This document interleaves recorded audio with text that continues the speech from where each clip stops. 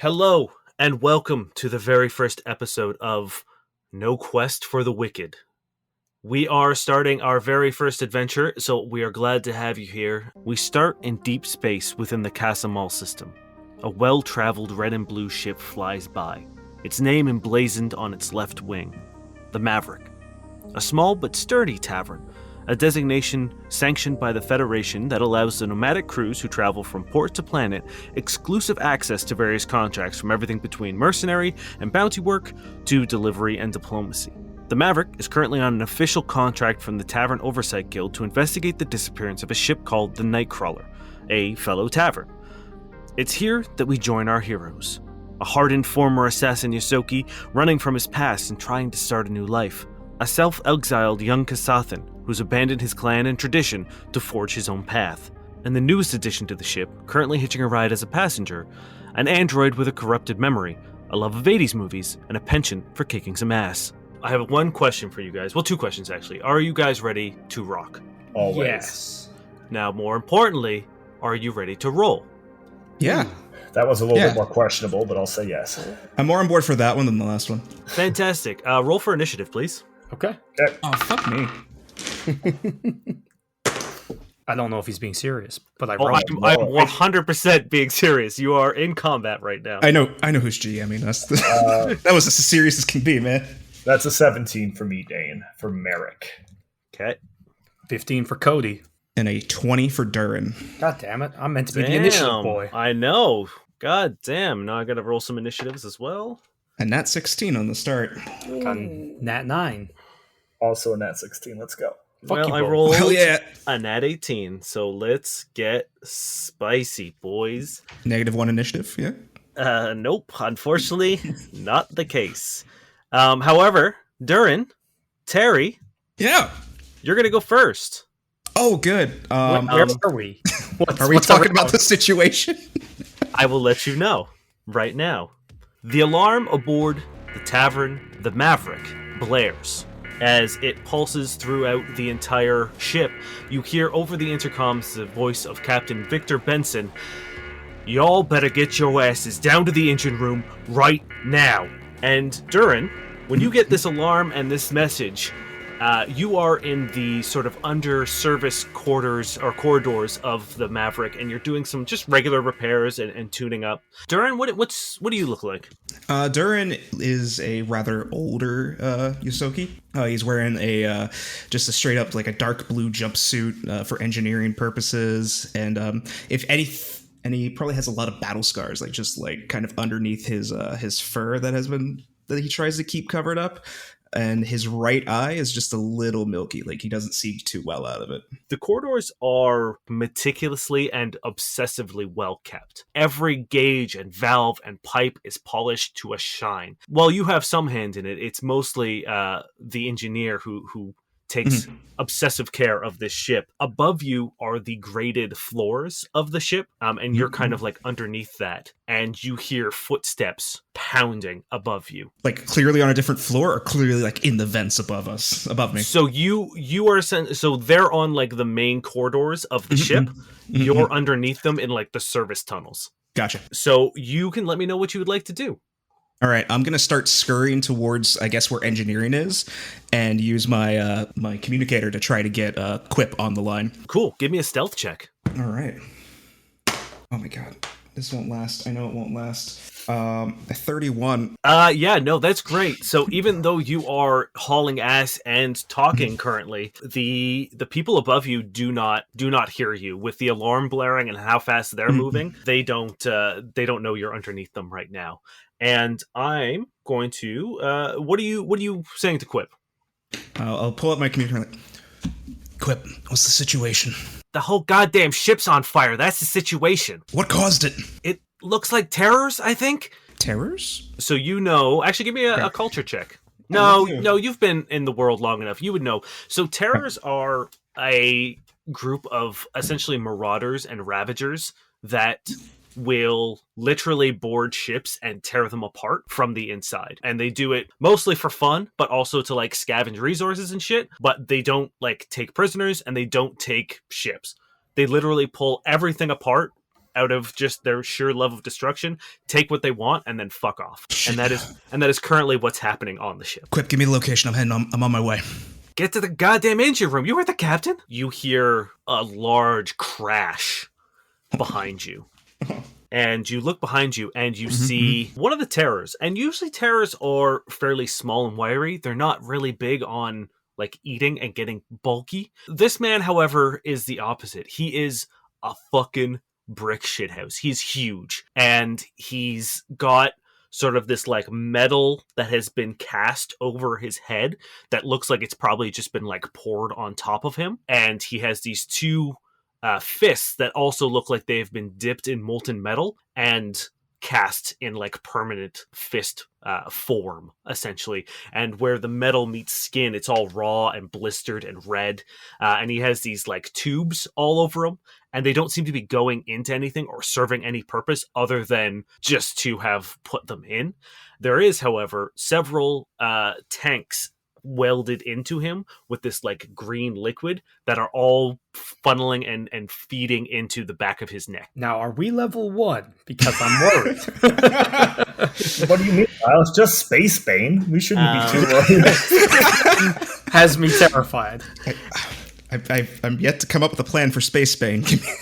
Well, you better, because he sees you and is now crawling through these tunnels and like uppercutting the grates in his way, out of his way, like a shark through like water, and is just pounding his way towards you. There's nothing more terrifying than a shark uppercutting its way through the water.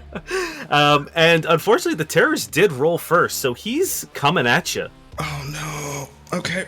Does a 19 hit your kinetic AC? Oh my, yeah, with authority, sir. So as he's like just charging and like on his elbows punching his way through these grates to get to you, when he finally does reach you, he just brings a fist just like straight down. He can't do anything else but punch and bludgeon with his fist because they have been permanently cast into metal, and he lands a hit on you for 4 points of damage. And that goes into stamina, correct? That comes off stamina first, correct. All right. So now you have an option of you can keep moving through the service tunnels, or you can fight. Shit, that's I feel like they're both terrible options. But what would Durrin feel? Durrin got hit hard. So Durrin would be like, continue to book it through the service tunnels until he can find a place where he would have an advantage. So he would probably book it at this point. Okay, give me an engineering roll. There it is. I knew what I'd pay for those. That 19, that 16. I got an 11. Okay, that's enough. You've been working this ship long enough to know that at the next juncture, there is a steam valve. Okay, yeah, 100% going to lead him towards it to try to set up a, like, quote-unquote trap, or at least buy myself some time. Perfect. Give me a stealth check. And this will be you trying to hide behind the pipe and setting the trap. This is a 22. Perfect. So he's going to do a quick perception check to see. No, he almost got you though. He's got metal in his eyes, man. Come on. He keeps blasting forward towards the junction that you went, and he stops sort of where it goes either direction, and he takes a look down both sides, and you just blast him with this steam, and he's going to take some damage because it's hot. He takes 4 points of fire damage. How does he feel about that fire damage? I'm assuming he's experienced it before from the way his fleshy is. Oh yeah, but he still hates it. Like this wasn't a good experience. So like, yeah, no, he and he sort of just like, and he's going to take a swing at the pipe. He just swings at it and he smashes it, and with it he manages to like bend it so that the steam is now directed away from him, and he now sees you again. Okay. And it is your turn. Oh, okay. So at this point, going to use probably my, I don't think we're going to run at this point. Some damage has been done, but I have my pulsecaster pistol with me, which is non-lethal, of course, and I'm just going to try to take him out with it. Okay. Roll a range attack. Not great. 12, I guess, against EAC, I believe. Yes, that is not enough. So you just shoot, and he holds up his metal fist, and it just kind of goes wide and crashes into one of the sides of the other pipes that begins like hissing and squealing. What? Actually, no. It's his turn. He's going to attempt to hit you.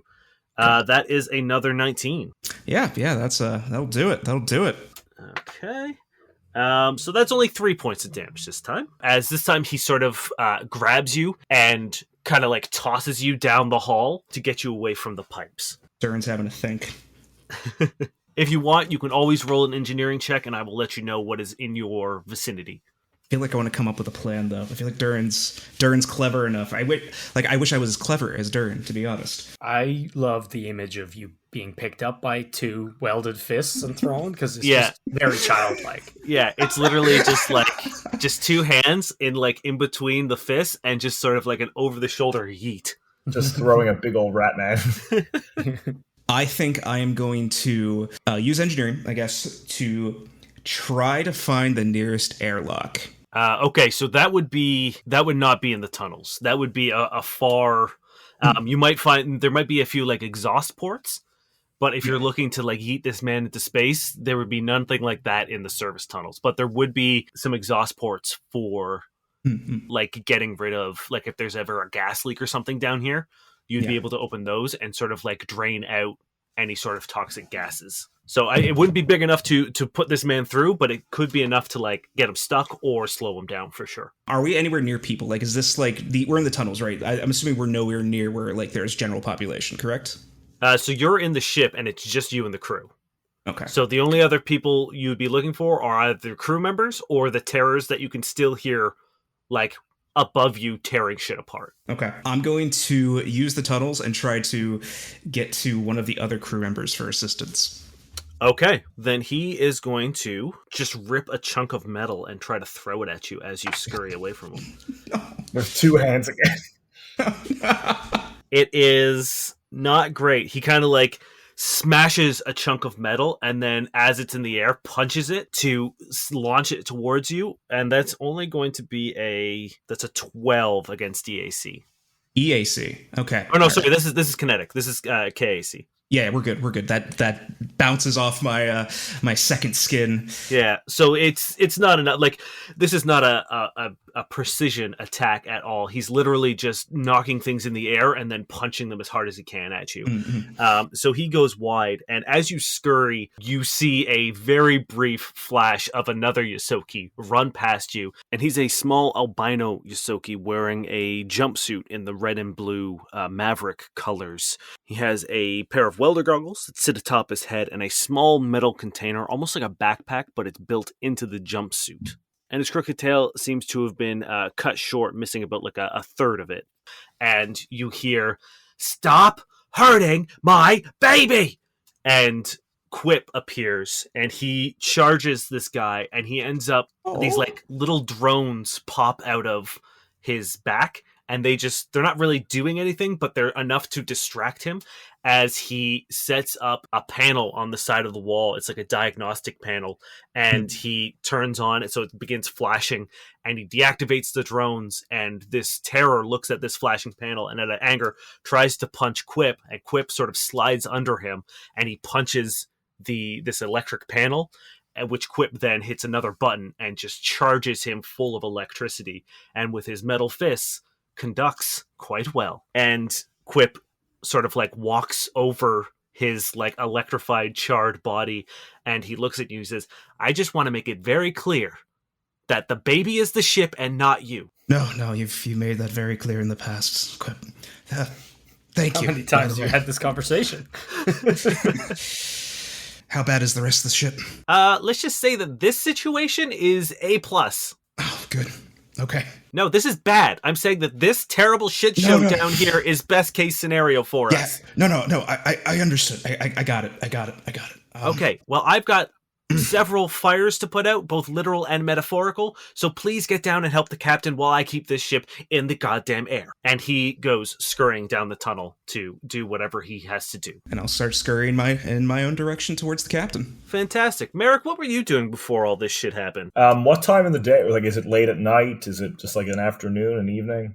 You guys are traveling through space towards a contract to an SOS beacon of another tavern. So you guys were just like en route. Cool. I was probably just in my room writing notes, just like cataloging my day, writing in my journal. Perfect. So you are rudely interrupted as this alarm blares out in the corridor, and you hear the message of the captain telling everyone to get to the engine room. Merrick gets up. He puts on his robe over his second skin armor, puts his pistol in his left hand, picks up his notebook with the hand number 3 and 4, and heads out through his door. Merrick, what do you look like? So Merrick, being a Kasatha, is like a 6'5" tall, slender, gray alien. He's almost got that like cone head shape from the old school alien things. He's got black eyes. He's wearing this now heavy cloth robe that he sort of also covers his mouth, black and yellow. He's got his black blade in his right hand still, his gun in his left, and he still has his other 2 hands at the bottom are still writing notes in his notebook, even as he walks. Perfect. Give me a perception check. All right. As you look around, you step out into the corridors of the Maverick, and the interior is like a muted crimson. Like blue and red are kind of the Maverick colors. And this pulsing red alarm makes this muted crimson even more vibrant, as you can hear sort of like the chaos echoing through the other passageways. Cool. Yeah, perception is only a 5. Not great. No. Not great. No, not great. We're getting party wiped day 1. You don't hear as 2 terrors approach you from behind, and another one comes from either end. So you are now currently flanked by 3. Okay. And these guys are much smaller than the one that Durrin was fighting. They're thin, but still like lean and muscular. No, are they? So these are humans, or are they just These humanoids? are humans, yes. Okay.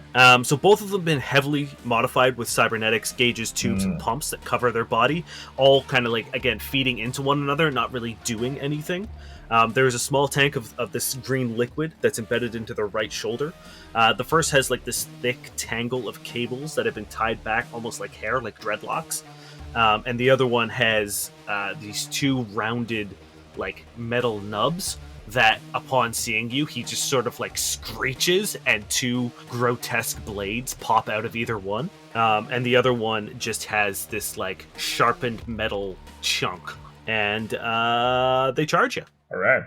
Oh no, that's a natural 20. All right. Let's kill me now, Dane. Session 1 party wipe. Yeah. So not happy about that. And this is the dude with the like 2 blade hands. Well, I rolled minimum damage, so you're only going to be taking 6 points of damage. All right. And these hallways are pretty narrow, so they can't really group up on you too much, but you are being flanked, so there's another guy coming in at you. And that's only going to be a 13 against your KAC. No, that's no good. Then it is your turn. All right. So Merrick takes a stance. This little black ball of energy that floats around his head goes into the palm of his hand as a long beam of black light appears. And he mutters to them, "What made you do this? Why are you like this? Who hurt you?" As he swings at the man who crit at him with his blade of black light. Entering photon mode as his body glows a light hue of red. That's a 20 to hit. Ooh. Nat 20? No. Oh, Not natural. I got excited. I thought this was I know, going to be no a revenge. cook-off. No revenge. Yeah, no, that does it. That will be 7 damage as the black blade of light sort of slashes into his shoulder. Damn. This guy's not doing well. Oh, sorry, 8 damage, Dane. I forgot about my photon bonus. Boy. Yeah, this first hit really does some damage, and he, while you're asking him the questions, that seemed to make him really angry, and you hitting him has now like confused him. He doesn't know what's happening because people who talk like you usually don't hit as hard as you. And now it's their turn again, so it's going to be roll 2 attacks. So the first one is a 19, and the other one is a 13. 19 hits, 13 does not. Okay. So you're going to take 4 points of damage as the dude who's just got like the fucking sharpened metal chunk that is clearly just a piece of paneling that he's ripped off. Yeah. And has spent some time sharpening one end of it. You can also tell that it's like cutting into his own hands, like there's blood pouring out of his hands, but he doesn't care. Just sort of lodges it into the side of your arm and manages to slash you for 4 points. Cool. I am bleeding now. I'm now into my health. Okay. All right. My go? Yep. Fantastic. So Merrick, still a bit shaken, is a little bit worried. You know, he's surrounded. He's outnumbered. He's going to bring down his blade on this first guy he hit. That's only a 9. That's not enough, as he puts his blades up into an X and catches your Solarian blade, and he pushes it back. Oh, that's not going to do it. That's also not going to... Well, I guess I should ask. I'm guessing an 11 isn't going to hit your KAC. Okay, so these guys both... with the guy with his blades up, he tries to take a swipe at you, but he's not in an advantageous position, and he manages to spin you around just in time as the guy with the like sharpened axe. You get to see him, and you are able to deflect his attack as well. Give me an attack roll, or whatever you want to do. It's going to be a little bit different this time since it's round number 3. He's been channeling the photon energy. He's surrounded. He calls on the power of the stars. I need all 3 to roll a reflex save. Okay. That's fucking cool. Character's so fucking cool. I know. It was a 14 DC? Yeah. Okay, so that guy rolled 14 on the dice. That's only a 10. So one of them fails. Oh, and 10 again. Perfect. So only one of them succeeds. And the one that succeeds will take half damage. Okay. As 7 fire damage as a solar flare erupts from Merrick's body, filling the hallway. God damn. 7 fire? 7 fire. As you do that, the one guy with the 2 blades that you already landed a hit on just sort of erupts and like gets melted away as ashes of him just kind of like dissipate into the exhaust of the ship. And now you've only got two boys left, and one of them is going to replace the one guy in. So now it's still 2 on either side. That's not going to do it. Also not going to do it. I think they're a little rattled after seeing one of their buddies just get absolutely vaporized. Seeing a man just emit a solar flare from his body. I think they're now fighting recklessly and not trying to hit you. Or like not aiming, they're just swinging out of panic. Perfect. Merrick will look at them and say, "Why continue? You see what you're up against. What makes you so desperate? Flee, pathetic children, flee," as he swings down his blade for a 16 at the one who was behind him. Yep, that is it on the money. And that's going to be 7 damage. You land another solid hit on the guy with the sharpened panel axe, and 2 more terrors come around the corner. Oh, fuck. And the door beside your cabin slides open, and a female Lashunta sort of leans casually against the doorframe, and she says, "Darlings, you should listen to him when he says flee." And she blows a kiss as this like wave of purple psychic energy pumps out, and the 2 that you were fighting both fail. One got a 2, one got a 1. And they just drop their weapons and just haul ass.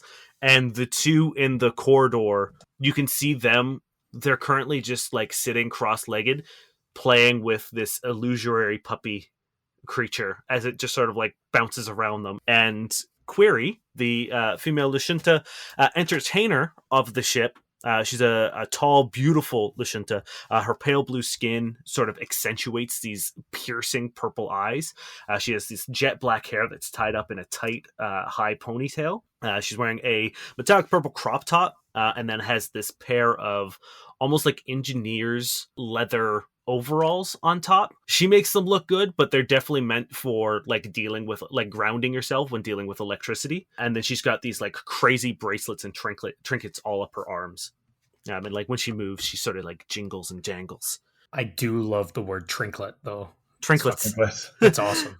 And she smiles at you and looks at the like pile of ash on the floor, and she says, "I will take care of these, and you go help the captain, yes?"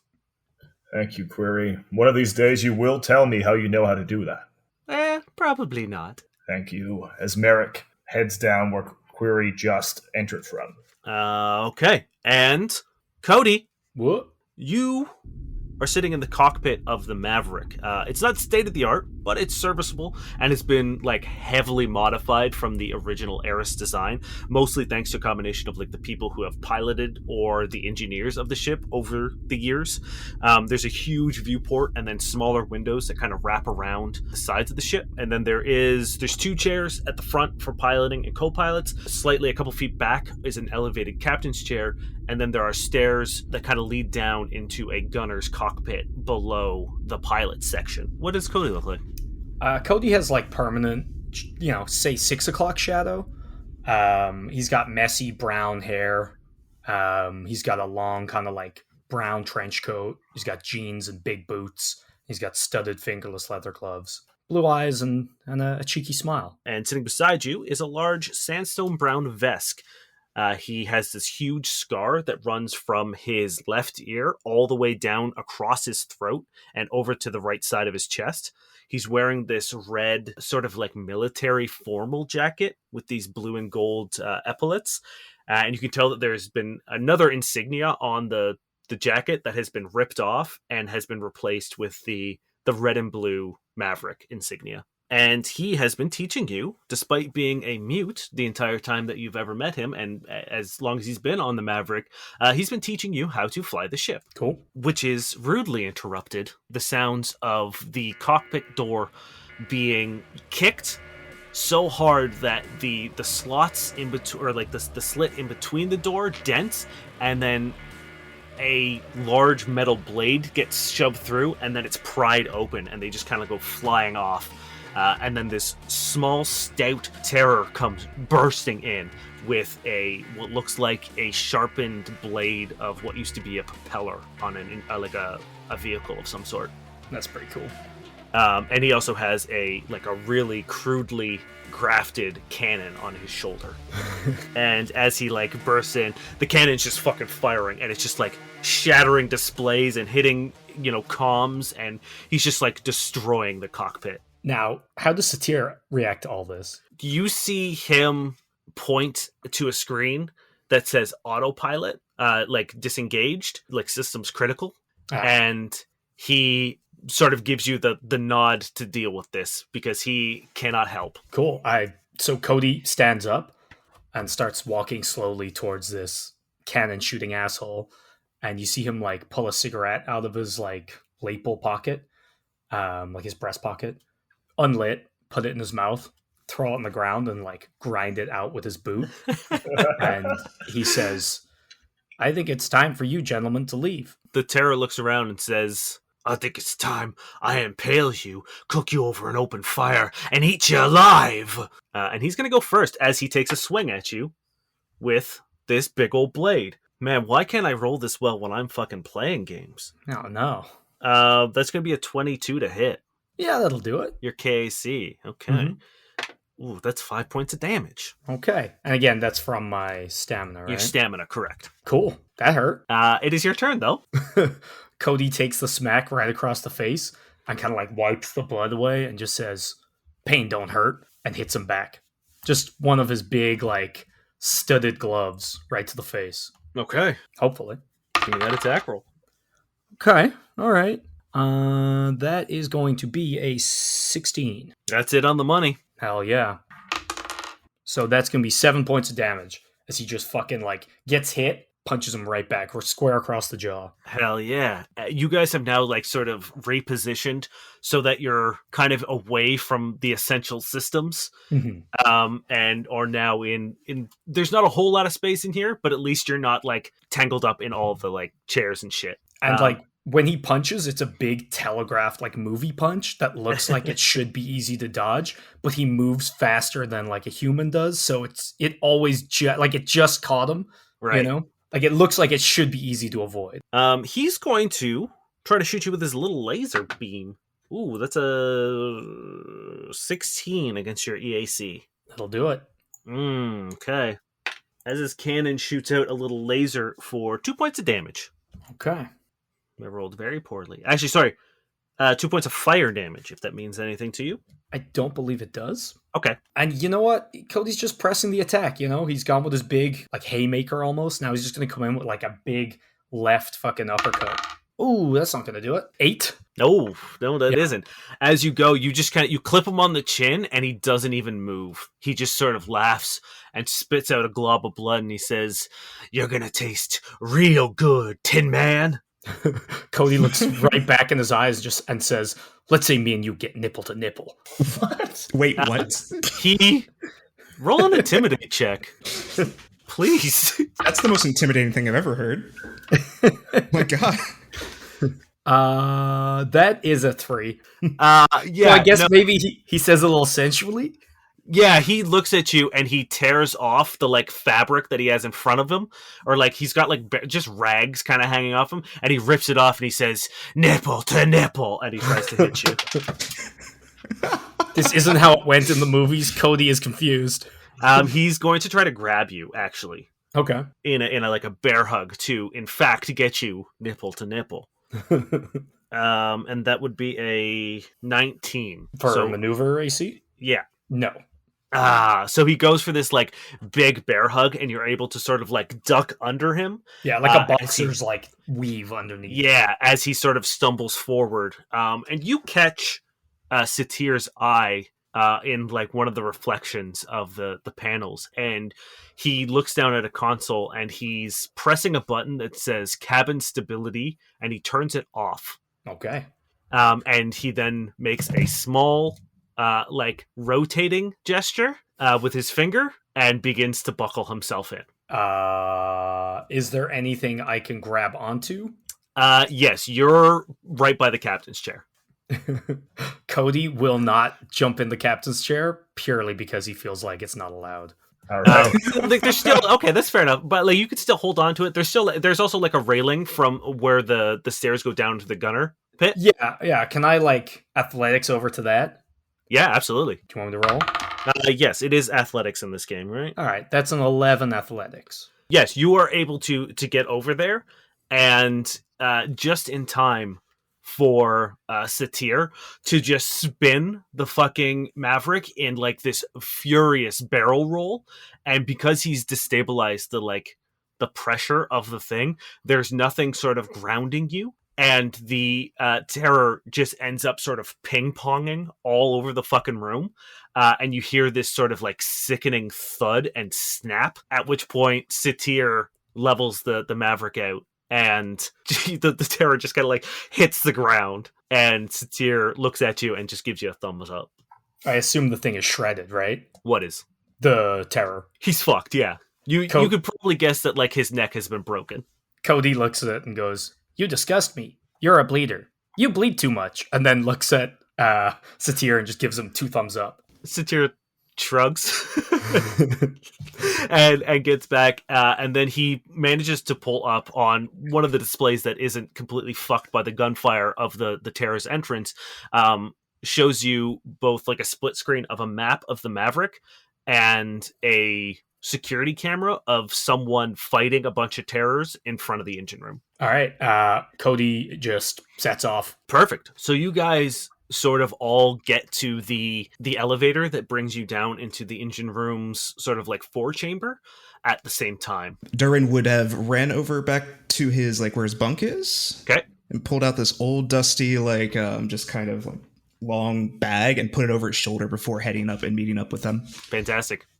So yeah, you guys all get there, and Merrick's the first to arrive, and he slides the doors open, and you guys get into this sort of tube-like glass elevator. As you descend down through this glass elevator, you get a pretty good vantage point of the battle happening below between probably like 4 or 5 different terrors and your captain, Victor Benson. And he's very easily holding his own, but his gun, you notice, sort of runs out of ammo, and he looks at it dejectedly, spins it around, puts it in his leg holster, and as these terrors kind of circle around him, he holds his arms out straight, and these 2 kunai drop into his hands from like his duster jacket, and he begins both like fighting with them, almost like they're knives and daggers, like 2-handed, but then every now and then he'll throw them, and this cable that's attached to them will like snap them back to him, as if he's got like these retractable throwing kunai. And every now and then he'll throw it with enough force that it'll get stuck, and he triggers this orange pulse of energy that goes through the cable and into the kunai and electrocutes whoever he's fighting, to the point where he's just sort of like making very easy work of these terrors. And 3 more come rushing out from some of the under passages, and he runs and he throws his 2 kunai at the guys on the left and the right, attaches onto them, uses them to pull himself up into the air, electrocutes them, and then crosses his arms through the middle guy and just bisects him with the cables. And as the elevator doors open and this man's torso slides off his legs, you see your captain, Victor Benson. Victor Benson is my hero. Yeah, Cody just says, Jesus. I heard you had balls big enough to come in a dump truck, but damn. He is a human in his mid-50s. He's got like shaggy brown hair, almost like the Kurt Russell Escape from LA, like windswept mullet kind of look that's graying around the temples. The left side of his face has been pretty severely burnt, so he has a cybernetic eye. Oh my god, I knew he only had one real eye. It's so good.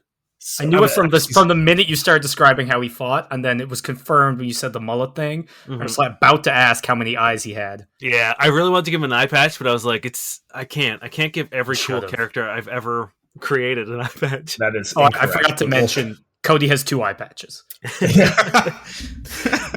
He's got enough wrinkles and scars on his face that tell the story that he's had a life of both adventure and hardship. He's wearing this corded black turtleneck with a long dark blue duster and tactical gloves that, much like Cody's, have spikes on the end of them. Ugh, I'm in love. Mean scene around here, man. Yes. He looks at you and he's like, is Junkie busted or what? Junkie is fine. I'm assuming we're talking about Cody. Junk Heap. Who's Junk Heap? I'm assuming Cody. Yes. Oh, Cody, as he realizes, actually, can I roll to understand what he's saying? Roll sense motive for me. Well, I love that he like the captain says that. All the characters like what? I have a -2 to sense motive, so I got a 10. 10 is enough to know that he has a nickname for everyone on board. But do I know that's mine? Yes. Cody wilts when he hears it. I mean, like, he hasn't really interacted with you a lot, but, like, you've heard him call Quip, Furball, Vest Scales. Or, Satyr Scales. Mm-hmm. So, like, you know that, like, this is just a thing that he does. Okay, I guess I'm not that new, so I just kind of, like, blink. Merrick takes, like, his bottom left hand and just pats you on the back. He says, you took your sweet-ass time getting down here.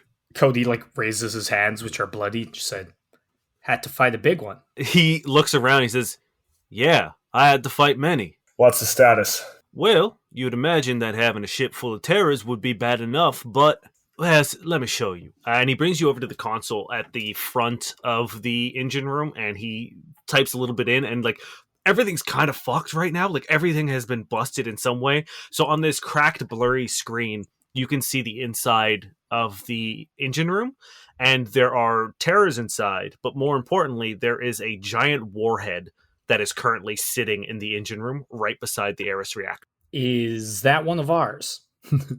New feature, Captain? Yeah, the kind that blows us to all hell. All right.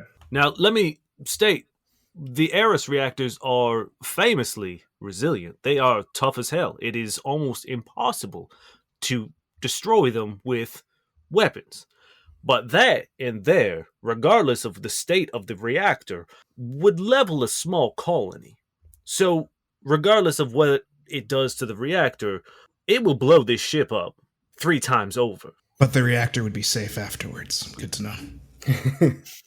I feel like you're focusing on the wrong things here. Seems like a target-rich environment. And he, like, cocks his gulch gun. He smiles and he says, well, you have that right, Junkeep. So, here's the plan. We're going to go in. I will distract the terrors in there, and you lot are going to go in and disarm and or dispose of that bomb so that it is no longer a threat to my ship. Do you understand? Yes, Captain. Yes, Captain. Got it, Captain. Now, I know I don't need to remind you two, but Junkeep, we have a saying aboard this ship. Gentlemen, what is that saying?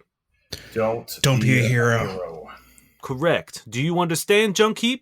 All you have to do is watch my back, I'll watch yours, and we'll take out the trash. He nods and he says, all right, y'all ready? Cody repeats the exact same sentence he said.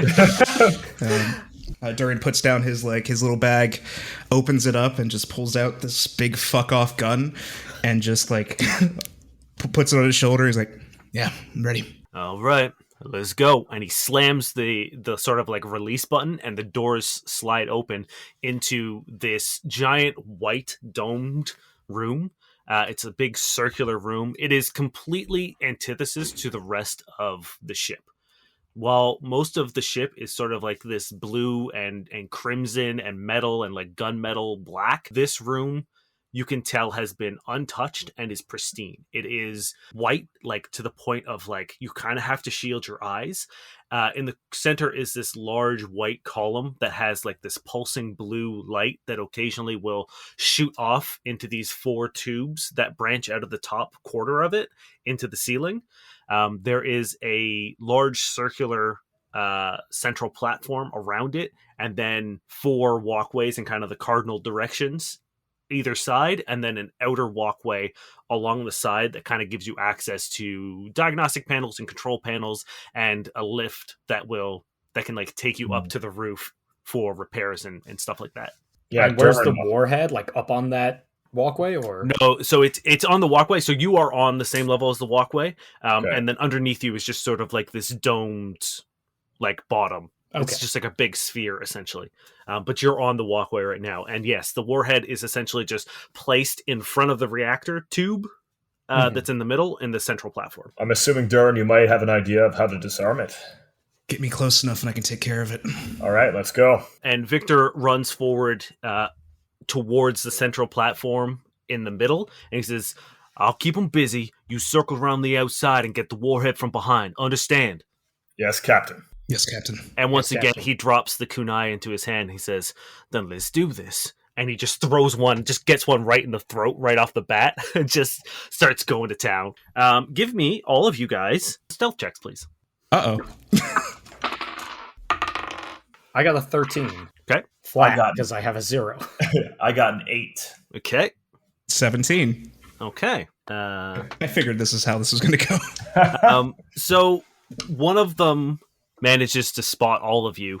He's very interested in fighting the captain. He doesn't really give a shit about you guys, but he does throw a grenade over your way just in the hopes of, slowing you down.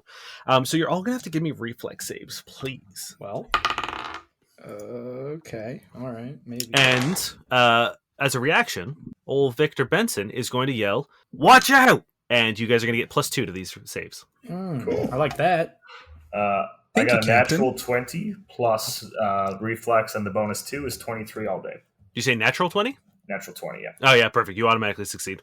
I got a 16 with all in. Okay. And I got an 18 with all those bonuses. Okay, perfect. Then you guys are only going to take 3 points of damage, except for... No, you all do, unless you have evasion for some reason, if that's a thing. I do not. All right, then everyone takes 3. Quick question. My stamina is gone. Should that have come back in between? No. Okay, cool. Yeah, we're getting in rough shape here. Yeah, that's, this is... Okay. Can I use a resolve point to get my stamina back? Isn't that a thing? Takes 10 minutes. 10 minutes. Oh, shit. All right, never mind. How long was that elevator ride? It's the slowest elevator ever. Elevator. Oh, that 10-minute elevator. We need to get that elevator fixed. It takes 10 minutes. So, yes, one of them just throws a fucking grenade at you as you are running, but they haven't stopped to, they are very engaged in how well the captain is fighting them, and it makes no sense for them to turn their back on him. So you guys managed to get to the warhead. What would you like to do? Do we know what, disarming one involves? Out of game, what skill? I assume it's computers or engineering? So computers and engineering will give you stuff, and perception checks will also give you stuff. I'll stand guard. You both have a look. I'll stand guard. You two have a look.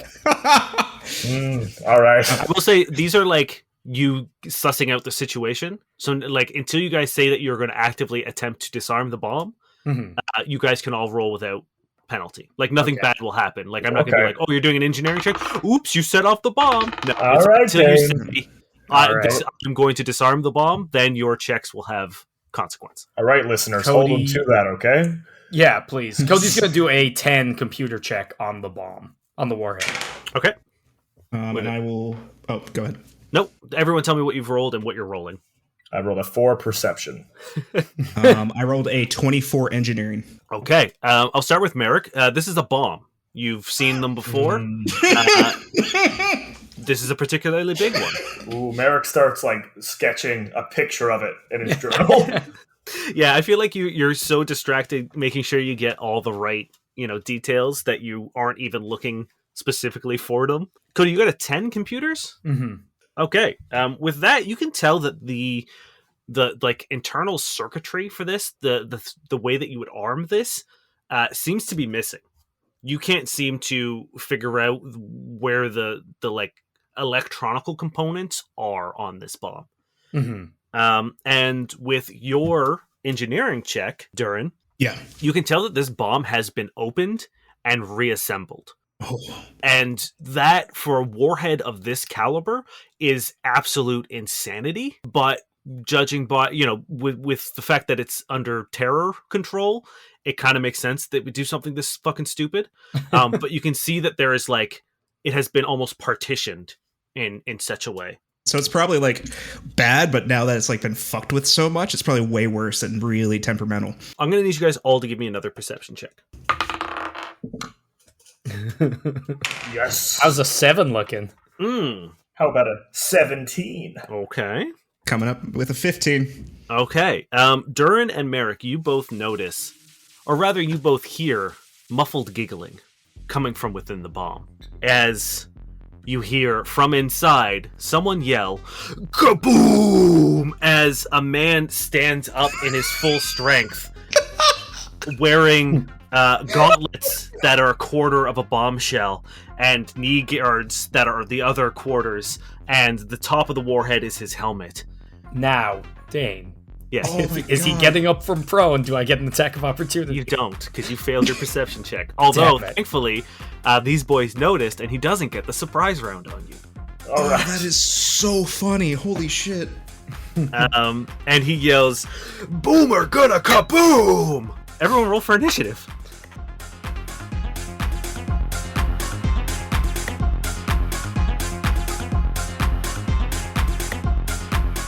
Hello friends, it's your Space GM Dane here. I'm just doing a quick break to do a little bit of housekeeping stuff. First and foremost, thank you very much for checking out our first episode. It means the world to us. We're super excited and proud to share this with everyone, and we really, really hope you're enjoying it. Which brings me to my next point. If you are enjoying it, we are a new show. We're a young baby podcast, finding its way in the world. We could really use your help with reviews and ratings. If you're listening to this on Apple Podcasts, leaving a 5-star rating and a review is a great way to help us out. Also, Spotify just introduced their rating program, so hitting us with a 5-star there would mean the world to us. If you're using another podcatcher that has a rating system, a rating on that would also be incredible. On top of that, if you'd like to reach out and let us know what you thought, we would love to hear from you. If you want to share your thoughts, your theories, fan art, if you've been inspired to do so, reach out to us on either Twitter or Instagram at NoQuestCast. You can also use the hashtag NoQuestCast, and we will be able to find you, and we will try to respond to everyone and get back to everyone. We want to see what you think. We want to hear what you are feeling. We want to see what you're making. We can't wait to engage with you guys. So don't hesitate in giving us a shout. We would love to hear from you. I think that's all the business, so we're going to get right back into the episode.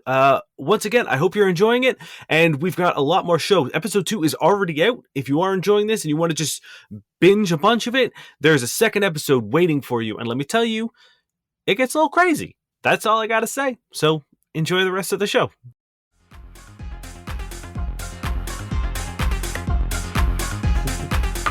Is the monkey from... what's that show? Dora Explorer? Is it Boomer?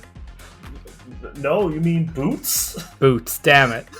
I like the idea of Dora the Explorer with an exploding monkey named Yeah, I was Boomer. wondering as I said it why it was called that. Damn it. Hey, Dora, let's blow up that swiper, motherfucker. Boom! I'm thinking of the Dark remake when they made the live action. Yeah. I can't get this image out of my head, Dan. I love it so much. And as he stands up, he has, terrifyingly enough, he has 4 smaller bombs or like grenades implanted into his chest. Mm-hmm. And he then also has, again, this big tank of this green liquid feeding into various parts of his body. How in the world do we stop this from blowing up? What is your initiative, boys? I have a 15 again. Okay, what's your dex? My dex is +2. What's the... oh, no, never mind. That's good. Merrick? Merrick rolled a 10. Okay, and Durrin? When I'm paying for those high rolls earlier, 9. Well, good news. Mm-hmm. Cody, you go first. Hell yeah. Before you do, please roll a D100. I don't like that. Well, you might. Okay. Let me know if you get an 80 to 100. I got a 26. Okay, nothing happens. The bomb goes off. GG. So we start a new campaign next week, guys. It is your turn, Cody. What would you like to do? Okay, let me see how this works. I'm going to try to restrain this boy. With a grapple? With a restraining spinneret. Okay. So if I succeed a melee attack against their EAC, they become entangled. It's basically like the Spider-Man, like you like spray webbing on them and like tangle them up. But okay. I wanna play it like he just like bouncering like grabs them by the arm and like cable ties them. Okay. If that's cool. Yeah. Okay, that's a bag of shit. Never mind. What did you roll? How does an old 7 do you? No, I get EAC. Not going to be enough. As you kind of like throw these bola kind of style things at him, they just kind of bounce off his like big arms because there's like really nothing to, like they're just so wide because of his gauntlets that you just wouldn't be able to get around him. It is now Boomer's turn. I just say, oops. And you know what? He's going to look at you, Cody, and he's going to attempt to grab you. Nope, that won't do it unless your grapple maneuver is 9. Definitely not. So he lurches forward and just like brings out both hands and he says, "Boomer!" and tries to grab you, but you manage to like just get right underneath him. Mm-hmm. So like when I tried to do it, I was trying to like manipulate his arms so I could cable tie them. So I guess like that failed. Then he tried to get me. So we're just like going at it. Yes. You guys are both just kind of like trying to grab each other and he's just not working. It is Victor Benson's turn and he's going to use Quick Inspiring Boost and everyone regains 15 stamina points. Wow. 15? Like 15. Each? Yep. As he yells, "Focus up. He's big, but he ain't invincible." I might be now. I like Captain a lot. Damn. It is now Merrick's turn. Boomer, listen to me. I need you to come and sit down with me and tell me why the hell you stepped inside Warhead and wore it like a suit. I'm so curious.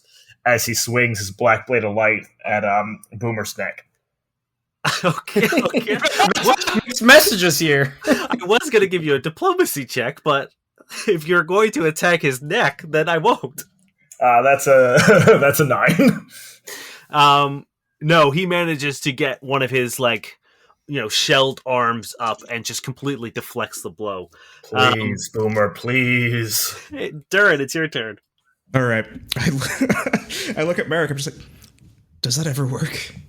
Sometimes it does. And I'm going to scurry away to get some distance from this boy. Okay. And probably like stealth up a little bit, try to find like a spot where maybe like a little alcove that he might not be looking at. It would be hard to do that here because this is a big open round room. Okay. So I'll just use my actions to get some distance and then just start beating a shot on him with my rifle. Sure. Cody. Cody's just gonna punch him then, because I don't know if I can use that thing again. Okay, that's far better. How's an old 21 looking? That'll do it. All right. That's going to be 5 points of damage, as he just, like, in the middle of, like, grappling, I guess, he, like, kind of comes out on top and just, like, elbows him down on the back of the neck. Nice. It is his turn. As you sort of clock him in the back of the neck, he turns around to you with, like, these big eyes, and he's like, "You hit Boomer?" Cody's like, "Yes." Boomer, it's you then! And then he's going to try to grab you again. God damn it. No, he doesn't. As he sort of just like wildly swings at you out of anger, he just completely misses his grab. I'm really worried that he's just going to grab me and ignite those grenades. And I know from Dane's laugh that that's exactly what's going to happen. Benson is now going to use his turn. As he keeps fighting, he's going to yell over and says, "Would you three quit fucking around and hit him?" And for the next round, until his turn, you're going to get +2 to attack and damage. Oh, wait. What was the bonus for last round? Nothing. You just got the stamina. Yeah. Oh, sorry. Yeah, that was awesome. +2 to attack and damage? Hell yeah. Yeah. Until his next Is he turn. one of those? Is he one of those bards, Mhm. like Starfinder Envoy or bard whatever? equivalent? He's an envoy. Oh, that's Hell fucking yeah. cool. That's real cool. Merrick, it's your turn. All right, Boomer. If we can't sit down and talk, let's do it while we stand. When did your mother leave you? And he attacks. He goes for his chest, not avoiding the bombs. Did you say not avoiding the bombs? No, I am definitely avoiding the bombs. Oh, okay.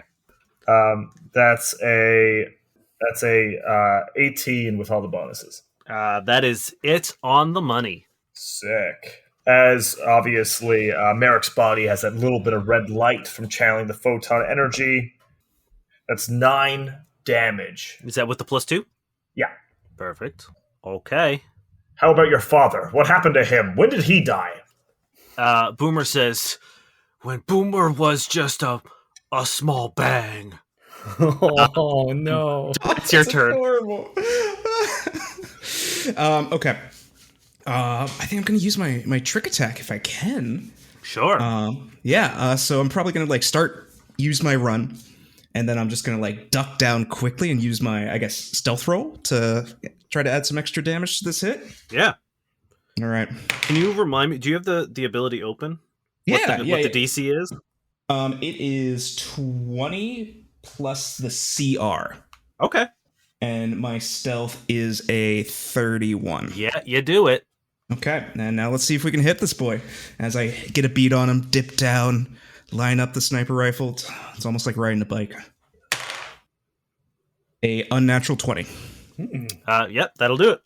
So roll your damage with your trick attack and +2. Okay. 9 points of damage. Where are you aiming on him? I think the old practices would be 1 shot, 1 kill, just aiming for the head. It's a reflex almost. Okay, yeah. As you do that, you don't quite hit him in the head because he does have this giant warhead casing on, but you do clip him in the side of the neck, and it takes a good chunk out of the side of him, and you can just see this sort of this pool of blood now just coursing out of the side of his neck. Cody, it is your turn. Cody says, "Little bang, you were born an asshole and just grew bigger." Ooh, okay. That's going to be a 22 to hit. He looks at you and he says, "I'm just a product of my environment." Merrick's taking notes very aggressively. And yes, you hit him. That's 8 points of fist damage as I just I guess as he looks at me, I just fucking cross right through his face. He stumbles backwards a bit with this solid hit, and now he's just sort of clutching the side of his neck, trying to keep the blood in. He's going to make one final attempt to grab before he gives up on this. Ooh, that's not bad. This is coming for you, Cody. That is a 28. Well, yeah. All right. He grabs you into a big bear hug and Oh, no. whispers into your ear, and he says, "Kaboom." Cody whispers back, "Let's get nipple to nipple." As he detonates one of the bombs in his chest.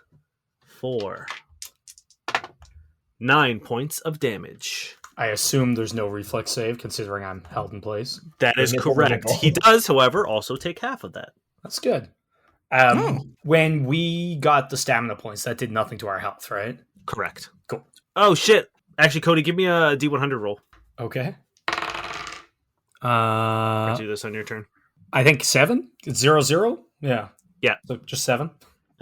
Merrick and Durrin also give me a D100 roll. 14. Where is my D100? I can roll a for you if you want. Yes, please. I have my dice bag and not a single D100 in here. That's a 95, Terry. There you go. I got a 95. All right. As you hear over the intercom, Quip yell, "Heads up, special delivery," as a series of drones all come in through the vents and begin pestering Boomer. And he's going to have -2 to his attack rolls. Sick. I like that. That's nice. And it is Merrick's turn. Boomer, who convinced you to throw your life away to wear a silly bomb costume? This seems to cut deep because he thinks the only redeeming factor about him is his cool bomb costume. I wish we had more time together, Boomer, but this facade must end as Merrick swings for the cut on his neck. For 16. Is that with a +2? Oh, 18 with the +2. That is it. You hit Sick. it. For 9 more damage as this black flash of light flies through the air.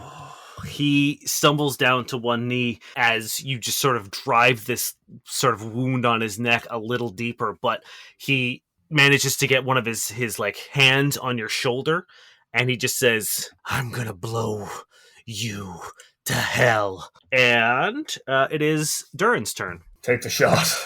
Taking the shot. I only have one shot left. And I lean in, look through the sides, like taking a note from Cody, because I think he hangs out. I was like, "Get off my plane." Cody fucking Natural loves one. it. No! Natural one. Fuck. Hey, Merrick. Yeah. Give me an even or odd. Let's take it. Does he have to roll to confirm? The odds are in our favor. Odds, you said? Yeah. All right. Give me a D100 or give me a D20 roll. D20 roll? For Durrin, sorry. Oh, Durrin. And if it's odd, then you hit Merrick. What do you got, Durrin? I'm waiting for someone to roll the D100 for me. No, you roll. Sorry, you're rolling a D20.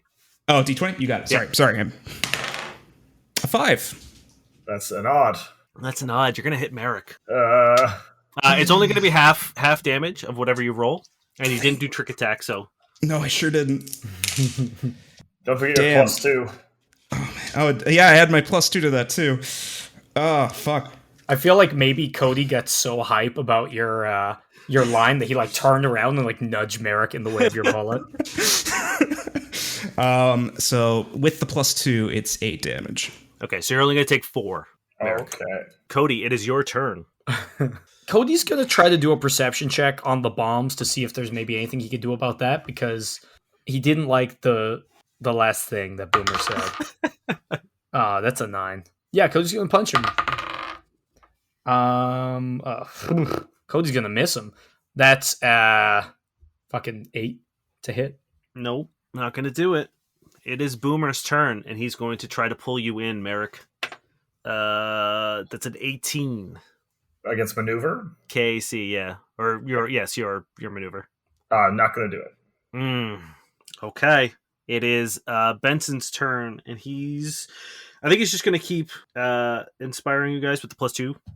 Cool. And Merrick, it's your turn. As Boomer has one hand on you, and you could tell he's trying to pull you in close with the last little bit of strength that he has. Now, has Captain Daddy's encouragement gotten better? Has he hey, good job, guys. You're doing quite a good job apart from shooting your friend. Disappointed in us. You guys have disappointed him the last couple of rounds? We got some solid hits, Captain Daddy. Oh, sorry, the last round. Because you missed and Durrin did shoot Merrick. That's fair. I still blame Cody on that one. I won't fail you, Captain. Hey, I gave you some cool flavor. It was all your fault. You shut your mouth. Merrick, what are you doing? I'm swinging one more time with my Solarium blade. A 16. I don't think it's going to do it. Is that with your +2? Yeah. No, it is not going to do it. Durrin. Unfortunately, I have to spend this round reloading. Okay. Only 2 rounds in this bad boy. It hits hard, but it's only 2 rounds. Cody. Punch time, I guess. Okay. Oh, what do you crit on? Is it just 20s? I guess it depends on your weapon, but usually, yes. Yeah, I think it's just... Probably I got a 19, so 25. Yes, he's going to use his bombshell ability as a reaction, though. And this allows him, on a successful attack, to fold his arm up and negate the attack. I don't like that. I don't like that at all. I was doing a cool punch. I know. Now I have to see how many times he can do that. Oh, well, probably not ever again. He's going to again try to grab. Oh, God damn it! Nope. He really wants to blow you up. He does not do it. It's a 10. I guess Cody just does a big, perfect, beautiful punch, and he manages to deflect it incredibly, but is off kilter. He puts his other arm on Merrick just in time to put that shell up and block you, and he's just really trying to pull Merrick in, but just can't do it. It is your turn, Merrick. Boomer, we have to stop this game. As I roll, hell yeah, 19. That'll do it. Oh, thank God. For 11 damage. Ooh, God damn. that's spicy. Merrick, how do you kill Boomer? Merrick looks a little sad because he believes Boomer's such an interesting individual, but he has a nuke strapped to his chest. So, like felling a great oak tree, he aims for the part on his neck that was hit earlier and goes for the full decapitation as the flash of black light cuts across his neck. And you do that as you just completely take Boomer's head off, and it rolls down and off the walkway, and it's now just kind of like half piping in the bottom of round area as it just slowly like loses momentum and just settles in the bottom. And Benson finishes off with the last terror, and you can see he's taking some pretty decent hits as well, and he spits out a glob of blood, and he just says, well, aside from shooting yourselves, you did all right. Now, what I like is that a great oak tree is probably the best thing Boomer's ever been called in his life, and that's a fitting elegy. Don't disrespect Boomer. Probably had a rough childhood, all right? No, I'm saying that's quite a nice thing to call someone. It probably is. He probably was very, very vindicated when you called him that. I really connected with the guy. Cody puts an arm on, or a hand on Merrick's shoulder and is like, maybe if you didn't stab him between questions, he'd answer you. And like kind of walks away. Merrick just stares up at the ceiling. The alarm in the Maverick subsides. And for a brief moment, you have silence and calm. Until another alarm goes off. Oh, great. And a voice comes on over the intercom and says, collision detected. Auto navigation systems are offline. Collision detected. And that begins looping. I look to the captain. I look at Cody.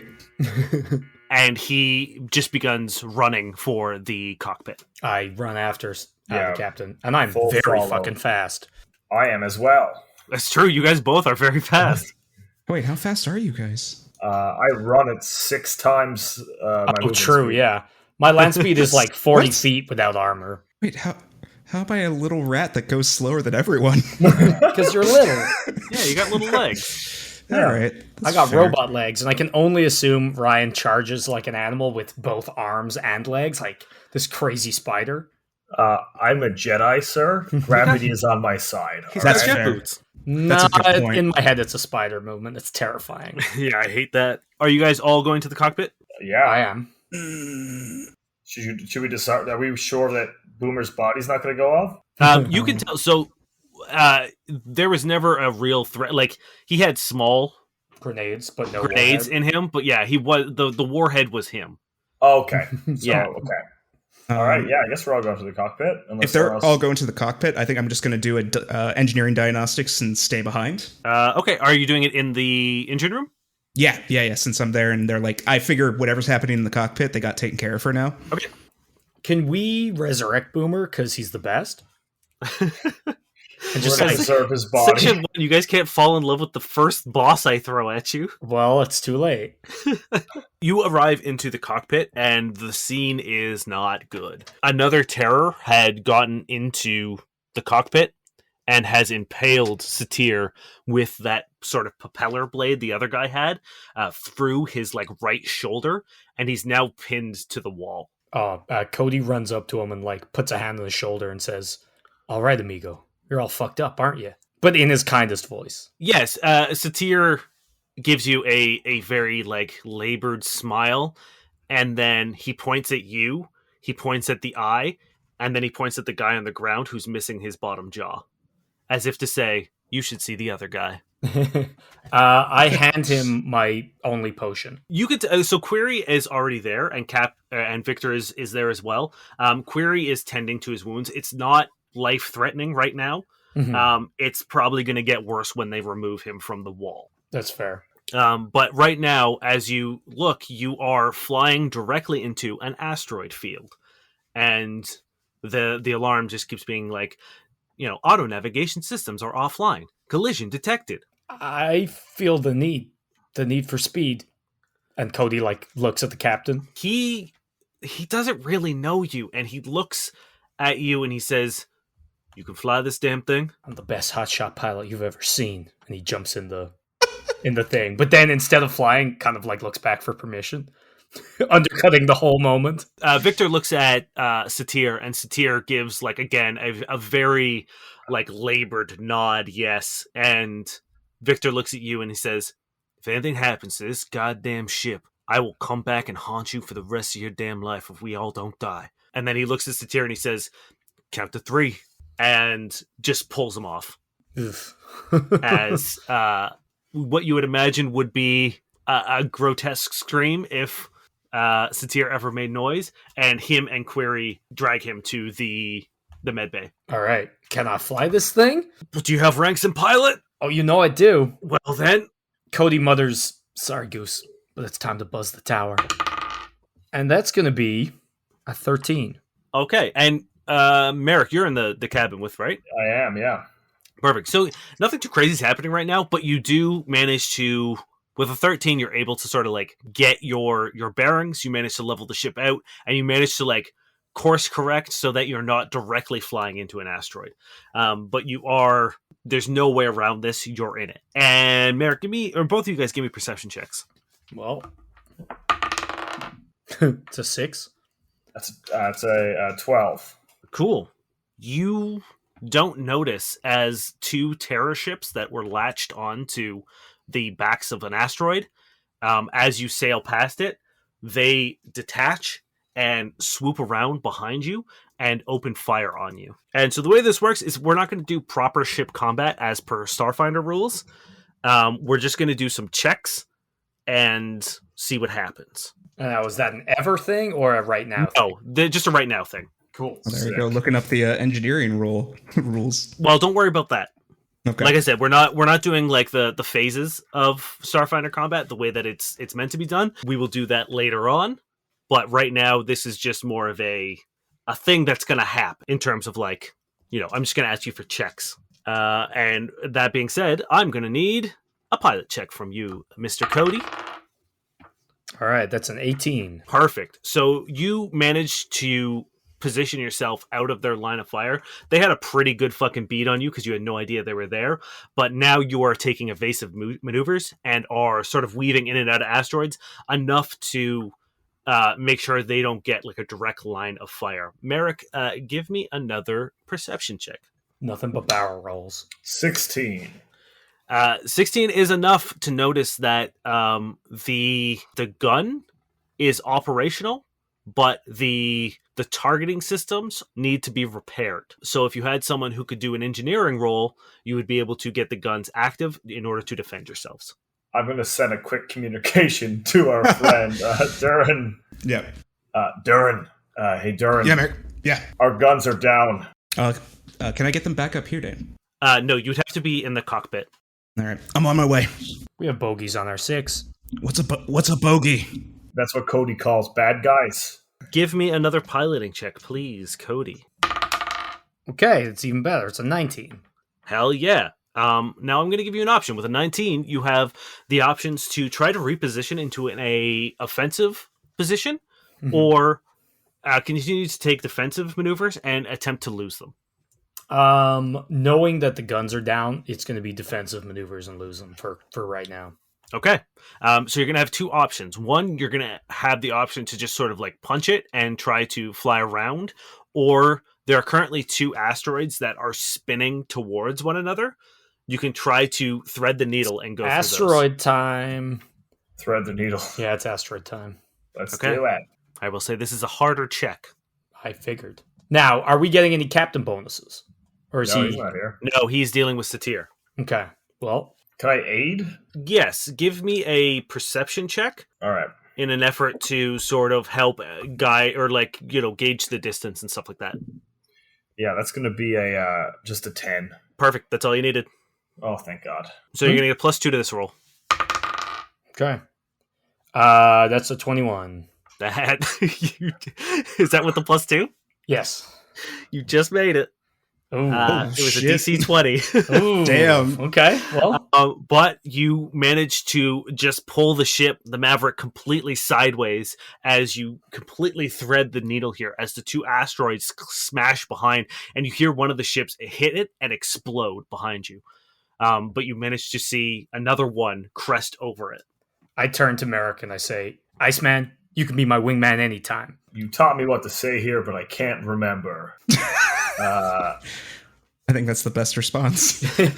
He's Cody gets that, something danger zone. He gets that particular tone when he's like quoting, is in quote mode, and you hear it in there. Durrin, I'm going to say you get there. It's the ship. I appreciate big, so I will give you an opportunity. Merrick, you can let me know if there's something you want to do. But right now, an engineering check is the only way to get the guns online. But if you think of something crazy you want to do, Merrick, you just let me know. I will. Keep that in mind. Go ahead. Roll that engineering. Yeah, I'm just going to be like, point me to the guns, and just wherever he points, just start going to work. Yeah, there's a console that's kind of like, it still has a display, but it's sparking. Yeah, I just like go under, bust out, wires start pouring out, and just start going through it. A 20, unnatural. That's incredible. Roll a d4 for me, please. 3. Okay, for 3 rounds, the guns are operational. Get to work, Merrick. You're probably better at guns than I am, but all right. No?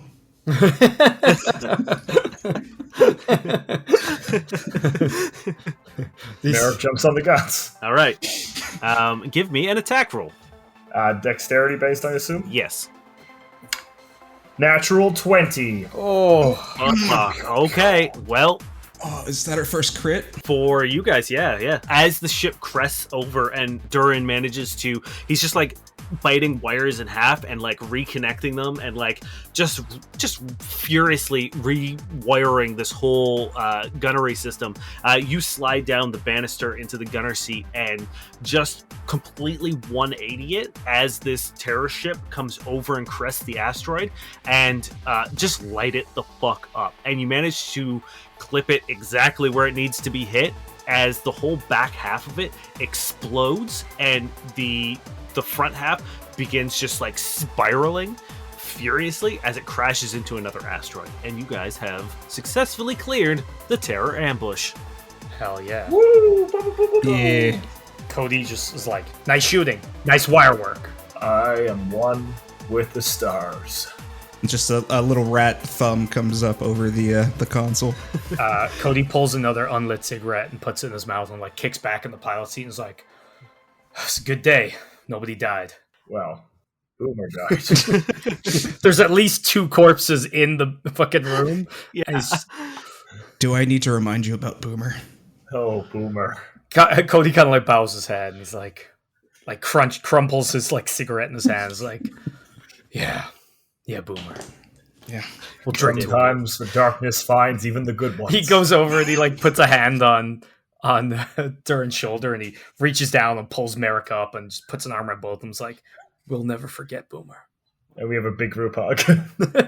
Don't make me feel bad for putting bosses in here, guys.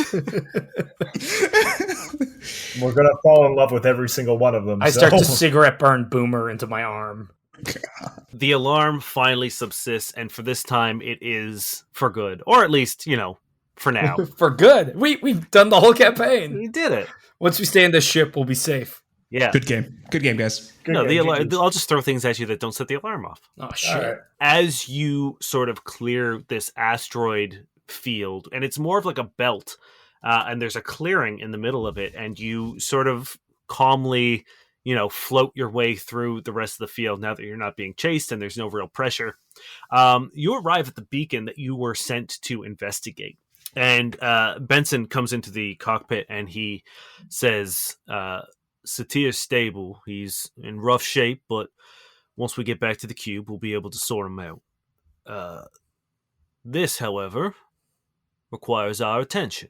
And it's a grisly scene. You see a tavern, and the tavern you were sent to investigate the SOS beacon has been completely destroyed.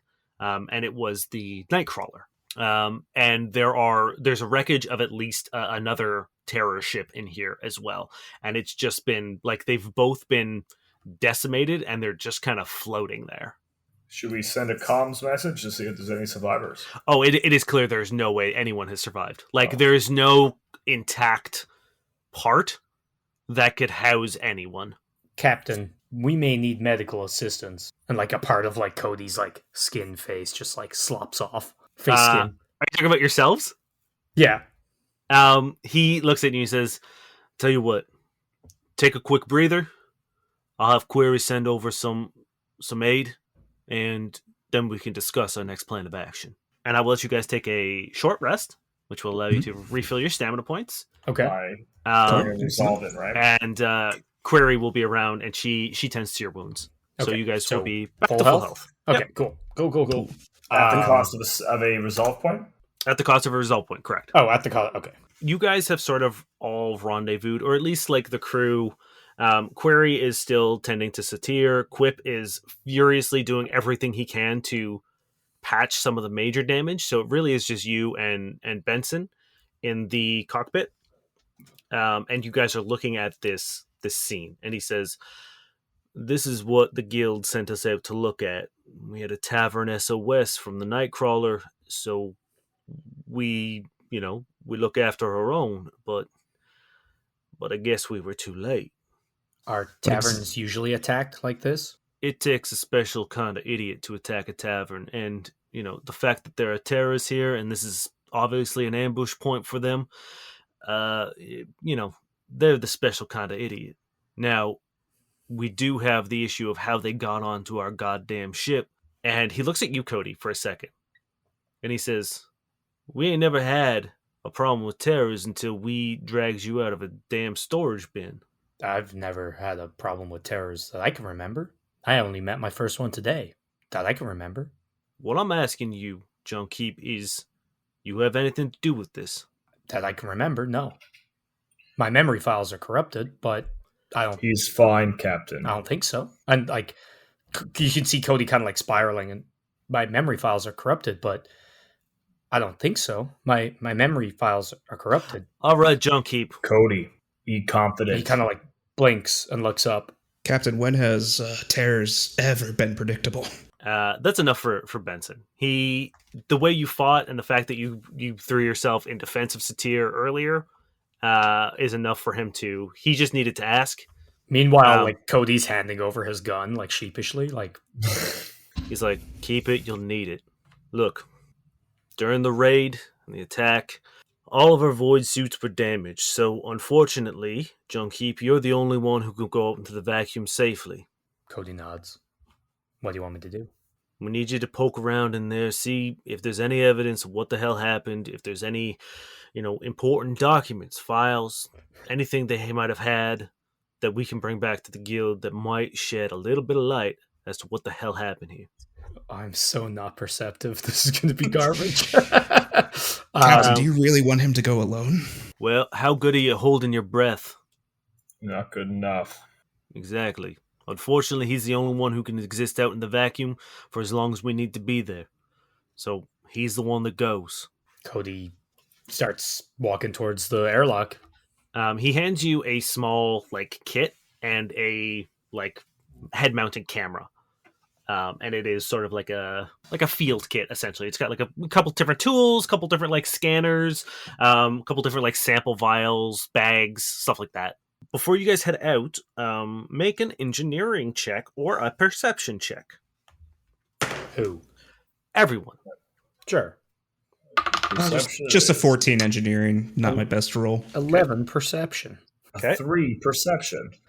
Okay. From here, you guys aren't able to discern much of anything.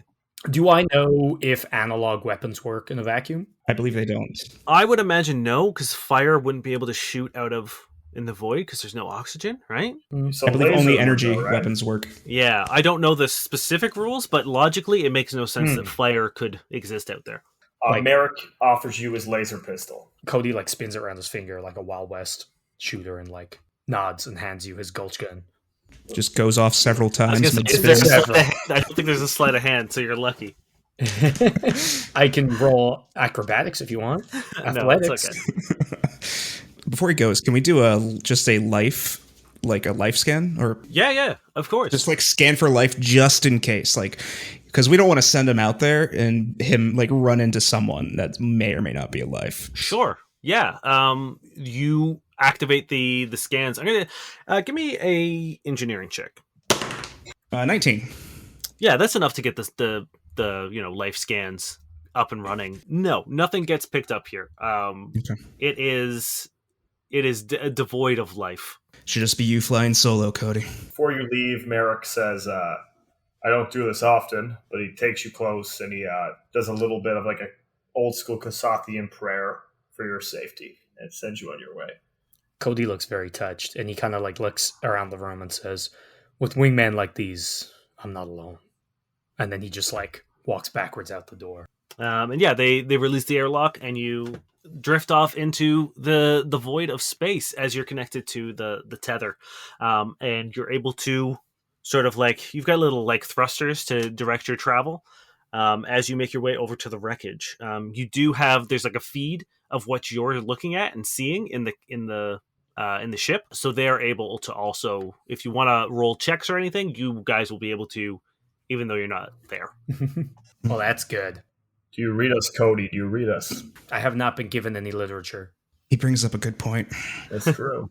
So as you float out there, you come across the wreckage of the Nightcrawler and a terror ship. Give me a perception check, and you guys can all do a perception check as well. Ooh, that's a 15. Look at me. Okay. Oh, That's just a 12. 3. Well, 15 is enough to give you some information. Once you're out here, now that you're looking around and getting a bit more of a closer look, you can tell that there are multiple ships here, at least 4 of them. So it's not just one tavern and one terror ship. With a 15, you can also tell that there's more than one tavern here. You can make out the names of the ship. There's one called the Moon Dancer and one called the Nightcrawler, which is the one that set off the beacon. So there is an additional tavern ship here that you didn't know was here. So the What Moon the hell? Dancer and the Nightcrawler? Yes, and then there's another ship there that you can't determine if it's a tavern. Like, there's more parts out there, so there's at least 4 ships here. Like, at least 4 ships destroyed, and we know one's Yes. a terror and 2 are taverns. We don't know the 4th. Correct. Okay. There's a second tavern ship here. What? The Moon Captain, does Dancer. that make sense? Feels like bait. Feels like they've been luring taverns here to kill them. Well, what do we think? I mean, there's a terror ship there too. So were they traveling together, And or also the remnants of a 4th. Victor stays quiet now? He's sort of trying to do the calculus in his head and trying to figure out, like, trying to reconstruct what's going on. Can I tell if the other tavern was destroyed before or after? No, not really. Okay. It's difficult to tell, but as you're looking around, you notice that the edges of the tavern have this like silvery liquid, almost like mercury, on the destroyed edges. I And pointed it's- out. Yeah, and it's sort of like still roiling and still moving, and every now and then like a peel of it will float off and sort of dissipate into space. But it seems to be, now that you're looking at it, it looks more like these things were melted or corroded than they were destroyed. And is that on every ship or just the tavern or just The taverns. both of them? Okay. Yeah. I pointed- Captain, what if the terrors were responding to a distress beacon, just like us? He like acknowledges your input, but he's still like doing his mental gymnastics. Give me an engineering check. Okay. Just an unnatural 20. Cool, that is more than enough. Now that you're seeing a live feed of like the remaining parts of these ships, you can tell that the taverns weren't attacked by the terrors. I 100% point that out to Captain and anyone who's listening. Yeah, so it is very clear because there is no structural damage to the remaining parts. So, like, you can take 2 seconds to look around your ship and what the terrors did to you guys, and the amount of like physical damage and structural damage they caused in the short amount of time they were on your ship, there is no evidence of that on any of these ships. So we don't see like one uppercut wound? Not a single uppercut has happened to Damn. these ships. I use my punch sciences to point this out. I mean, there is a thing called physical sciences. I know. I just noticed that I don't have anything in it though. Oops. Can I roll like life science about any kind of alien that could be like an entity, a creature that could be hanging out on asteroids to destroy ships? Sure. That's just an 8. Nothing that you can think of could have done this. Mm-hmm. Victor clears his throat and is finally snapped out of his sort of like daze and says, Cody, if it's possible, try to get us a sample of that liquid there, and we'll bring it back to the guild. There's not much we can do in the middle of nowhere trying to run diagnostics on stuff when half our systems are down. We'll bring it back to the more capable science nerds and see what they have to say. Our job was to respond to the beacon. We're here. We found it. Let's go home. Anything else you want me to grab, or just the liquid? If there's anything you see, anything that stands out, sure, but no. As of right now, the only thing that seems to point of any interest is this liquid. All right. How do I move forward? I guess part of my suit or whatever. Or how do I move? Am I just like... Oh, yeah, no, you have like little thrusters. Cool. I thrust my way over. I'm not going to make you roll anything. It's simple enough to just kind of like hold it as it's sort of like, peels off. You can just hold the vial above it and like scoop it. You don't even have to touch anything. Okay. I'm going to do a perception just before I leave in case there is anything that sure is of interest, and that's a 14. No, you have sort of seen everything that stands out to you. No media floating through the void. No weaponry. No. All right. I'm going to push off against the hull and jump back towards the ship. Sure. Oh, I will note with your engineering check, Durrin, a big thing that also stands out is the reactors are gone in both the taverns. That's very interesting. So it is pretty much just like the front half and like other parts of the ship. Everything like the reactor itself is gone. I go back through the footage a little bit, and it looks like someone took all the reactors. He looks at you and says, "The hell do you mean took?" And I just go through the footage with him, and at least where Cody camera might be back into the ship. They're all gone. They're not here. I mean, yeah, they're not here, but it's a leap to say that they've been taken. But I mean, it's not a bad idea. It's not a bad thought. It is something definitely to note. Good job, Durrin. And it is weird for him to say your name. Wait, that's weird. Yeah, I was already weirded out. Does he have a nickname for me? He does. And it is Old Timer. Oh, I like that. But yeah, the fact that he has said Durrin is strange. And he calls you back in, Cody. So unless there's something crazy you want to do while you're out there, you have completed your... I was already sailing through the air towards the ship. Fantastic. And when you get back, Quip and Query are sort of in like the tavern proper area. The what serves as the bar when you've docked, and Quip is sort of sitting on the bar, and Query is kind of leaning against it, and Victor is behind it, just kind of leaning on it. And Durrin and Merrick, you join them as Cody re-enters into the ship, and Victor says, "Well, I do believe that we should have ourselves a little family meeting. Unfortunately, Satir is going to have to sit this one out, but something tells me I have a feeling what his vote will be." Merrick starts making cocktails for everybody. So, unfortunately, when the ship is in flight, all of the booze is locked. That's very unfortunate. Man, if I wasn't playing Cody, I'd be very upset about that.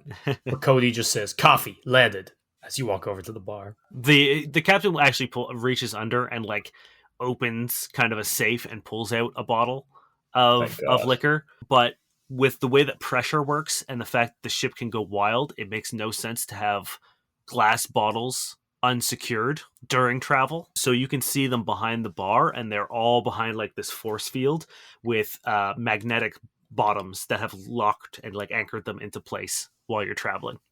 Oh, my children. I appreciate the care that's been taken with the booze. Oh, 100%.